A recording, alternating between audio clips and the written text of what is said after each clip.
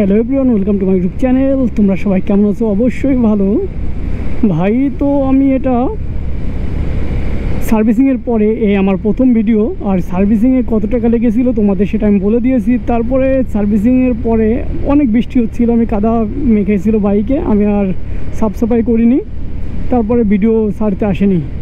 আর সার্ভিসিংয়ের পর মুহূর্তে যে কী প্রবলেম আমার হলো সেটা নিয়ে আমি কথা বলবো। এমনিতে সার্ভিসিংয়ের পরে কোনো প্রবলেম হওয়ার কথা না, কিন্তু বাইক চলেছে টোটাল দেখে দিচ্ছি 1000 কিলোমিটার। দেখো তো ভাই, 1000 কিলোমিটারের মধ্যে ভাই আর একটা প্রবলেম এসে গেছে। যখন আমি 1-2 গিয়ারে বাইক রাখছি না, 2 গিয়ারে বাইক 15, 20, 30 অবধি, মাঝে মাঝে কী হচ্ছে, এর এবিএসটা কাজ করছে না। 30 যদি থাকে এবিএসের ব্রেকটা পুরো জাম হয়ে যাচ্ছে কখনো কখনো। আর যখন হচ্ছে তখন হয়তো বা আমার কাছে ক্যামেরা নেই, হয়তো বা এই প্রবলেমটা। কিন্তু এই প্রবলেমটা যদি তোমাদের সঙ্গে হয়ে থাকে তবে অবশ্যই আমাকে কমেন্ট করো ভাই। বাইক পুরো ধুয়ে টুয়ে নিয়ে সাফাই করে নিয়ে এসেছি, আগে গিয়ে দাঁড়িয়ে দরকার হলে তোমাদেরকে আমি এর লুকটাও দেখাচ্ছি, ভিউটাও দেখাচ্ছি। এখানে দাঁড়াবো একটু।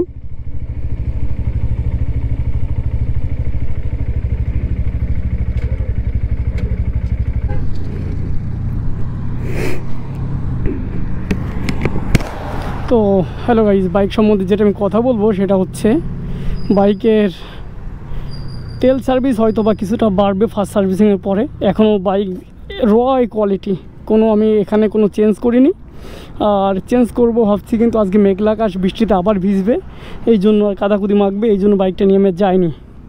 বাইকটা দেখতে পাচ্ছ তোমরা, কিন্তু মেন প্রবলেম আমি একটাই, এর এবিএস সিস্টেমে আমি বুঝে উঠতে পারছি না এর এবিএসে কি প্রবলেম। বাইক যখন এখন দেখো ব্রেকটা পুরো ইজি কাজ করছে, কিন্তু যখন বাইকটায় আমি বসে 20-30 স্পিডে থাকছে তখন এর এবিএসের জন্য কাজ করছে না। বাইকটার পুরো এমনভাবে বেঁধে যাচ্ছে, মনে হচ্ছে কিছু একটা এটে আছে, এরকম একটা পরিবেশ আমার সঙ্গে বাইকটা সৃষ্টি করছে। আর সেই মুহূর্তে যদি সামনে গাড়িটারই এসে যায়, মারাত্মক একটা সমস্যার সম্মুখীন হতে হবে।